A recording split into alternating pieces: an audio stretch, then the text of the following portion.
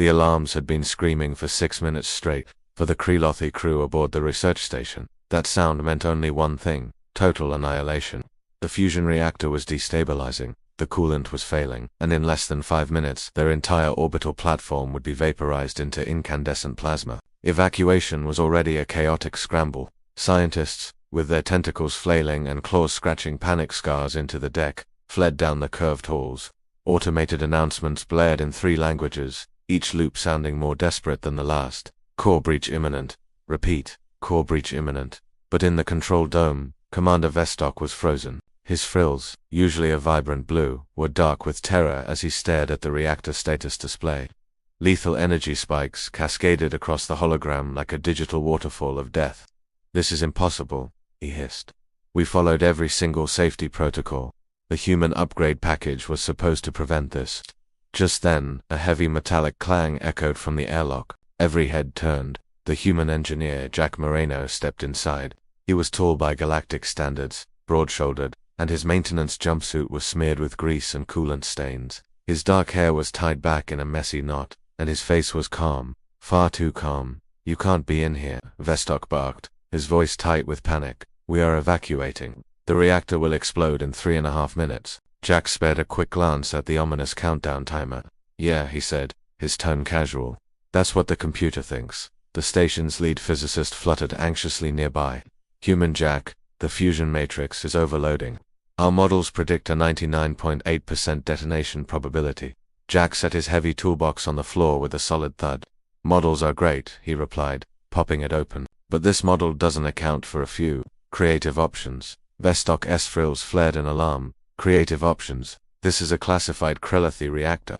Even looking at it wrong, Jack just rolled his shoulders and cracked his knuckles, a sound that seemed to echo in the tense silence. "All right," he said, looking around at the terrified aliens. "Who's coming with me?" No one moved. Not a single species in the Galactic Coalition had a cultural concept that even remotely resembled running asterisk toward asterisk an imminent explosion. It was fundamentally illogical. Jack snorted. Figured he turned and walked toward the maintenance hatch that led directly into the reactor chamber. "Human," the physicist shrieked, "you will not survive the radiation surge." Jack paused, his hand on the hatch wheel. "Relax," he said without turning around.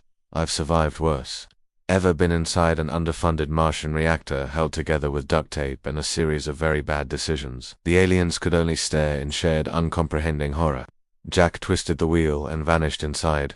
The reactor chamber was a roaring beast of pure light and deafening noise. Emergency magnetic fields flickered, and coolant vapor hissed from ruptured pipes. The fusion core pulsed like an angry, captive star, its containment rings vibrating dangerously out of sync. Jack's suit HUD screamed warnings at him. "Radiation levels critical, thermal limits exceeded." Yeah, Jack muttered to the frantic alerts. "I hear you." He floated toward the access lattice, his boots magnetizing to the walkway with a satisfying clank. He yanked open a manual override panel and glared at the pristine, elegant alien circuitry inside. "Who in the universe designed this?" he grumbled. "Why does everything explode if you look at it funny?" The problem was immediately obvious. The Krelothi reactor relied on perfectly synchronized control, harmonics. It was elegant, efficient, and completely unforgiving.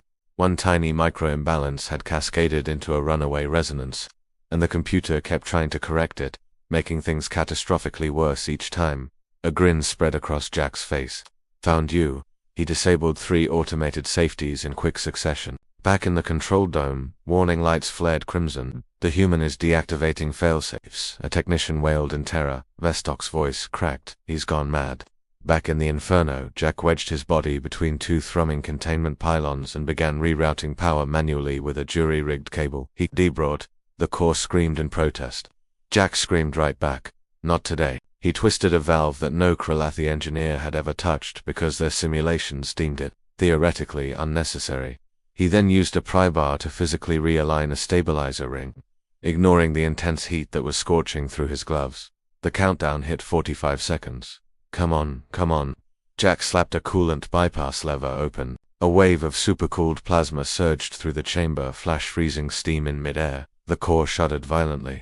Then it steadied. The energy levels dropped. The harmonics synchronized. The reactor's furious roar softened into a controlled, stable hum. The countdown timer vanished at 1 second. An almost holy silence fell over the station. In the control dome, no one dared to breathe. Slowly, the status lights flickered from red to amber, and finally, to a brilliant, beautiful green reactor. Stabilized, a technician whispered in utter disbelief. The dome erupted into a chorus of stunned gasps. A few moments later, the maintenance hatch creaked open. Jack stumbled out, his suit smoking, his hair singed, but his grin was fully intact. He peeled off his ruined gloves. "All right," he said, his voice raspy. "Who ordered the system that explodes instead of just admitting it's wrong?"